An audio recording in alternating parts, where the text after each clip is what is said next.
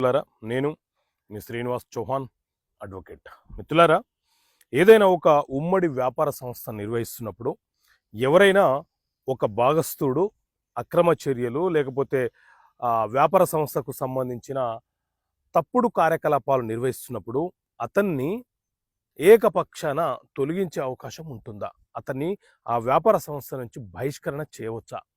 so మిత్రులారా, ఇట్లాంటి సందర్భం సాధారణంగా ఉమ్మడి వ్యాపార సంస్థను నిర్వహిస్తున్నప్పుడు ఏ ఒక్క భాగస్థుడైనా సరే రాంగ్ఫుల్ యాక్ట్ అక్రమ చర్యలు చేసిన సందర్భంలో ఇండియన్ పార్ట్నర్షిప్ యాక్ట్ 1932 సెక్షన్ 33 ప్రకారంగా అతను చేసినటువంటి అక్రమ చర్య రాంగ్ఫుల్ యాక్టు లేకపోతే విధులలో భాగంగా తాను చేసినటువంటి అక్రమ లాభార్జన ఏదైతే ఉందో దానిని చూపిస్తూ మిగతా భాగస్థులందరూ కూడా